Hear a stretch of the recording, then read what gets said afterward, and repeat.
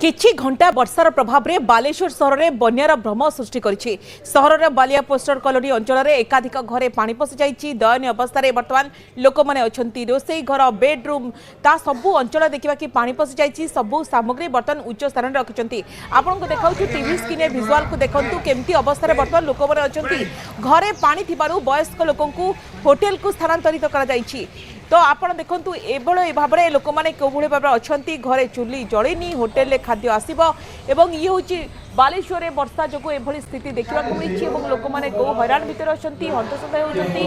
बासन कुसन सब कोभଳି भाव में पानी रे बासुची खाइबा शोइबा घरे वर्षा पानी पशि जाइछि। वर्तमान सेठाकर स्थिति कौन रही से संपर्क अधिक सूचना देउछंती आम प्रतिनिधि प्रसंजित दास। लगाण वर्षा रे बेहेल बालेश्वर सहर विभिन्न अंचल जदि कहवा गत काली राति ठारू सकाळ पर्यंत किछि घंटा वर्षा हवा फल एबे बालेश्वर सहर विभिन्न स्थान में कृत्रिम बन्या परिस्थिति सृष्टि होइछि। आमे अछु वर्तमान सहर Ballia colony postal colony area रे जोठी कि आपनको वर्तमान देखिया पई चाहिबी ये होउछि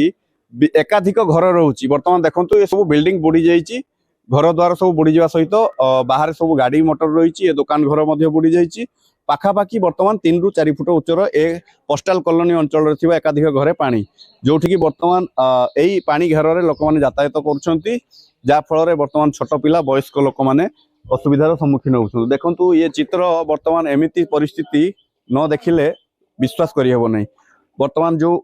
बन्या परिस्थिति भली वर्तमान गोटे भ्रम सृष्टि होती। चलित वर्ष जो देखिए आपण भोगराई बालियापाल सुवर्णरेखा जो बन्या परिस्थिति सृष्टि होता तार भ्रम ये हूँ वर्तमान समय एक प्रकार कृत्रिम बन्या परिस्थिति चारिआडे वर्तमान जला बंदी अवस्था लोक मैंने रही घरे मध्य पानी रही। ये चित्र मु आपको देखा चाहिए जोठी कि वर्तमान समय घर जो आसब पत्र चेयर सबू जिनस गुड़िक वर्तमान समय उठेकी रखाई। वर्तमान समय आम कहीपर घरे जो भाव पानी पशिची जहाँ नहीं लोक मैंने वर्तमान गोटे टेंशन अवस्था रही कौन करेंगे कौन न करेंगे केते बड़ू ये पानी पशिला वर्षा केते ठारू आरंभ होला कौन कहे वर्षा पानी 5:30 ରୁ 6 भितर पानी आज्ञा पशिला पर धीरे धीरे पानी जिनसटा टिके पानी बढ़िबार लागिला बढ़ी एबे आहुरी जोरे थिला पानी टिके छाड़िलानी बट पानी एटा प्रत्येक वर्ष आज्ञा एबकू 25-30 वर्ष हो गलानी आमे पानी रे एमती हैरान हेकी आसचु। आ प्रशासन मानकू आपणकर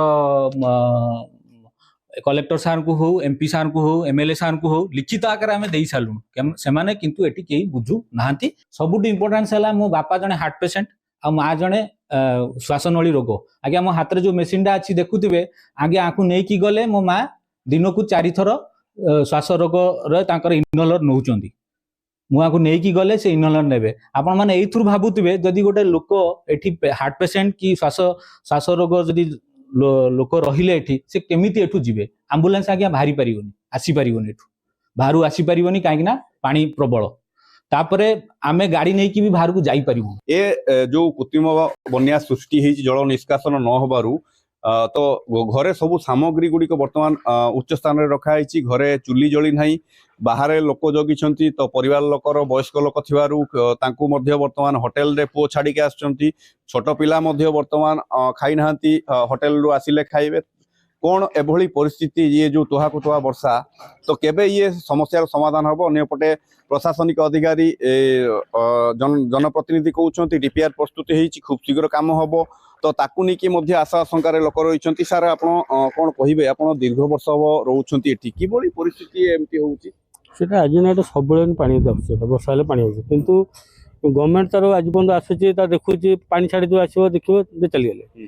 कम कौन हो आम जाननी कौन कौन प्रोसीजर कौन रोचे कौ टाइप पानी माने ड्रेनेज सिस्टम कर कि जना पड़े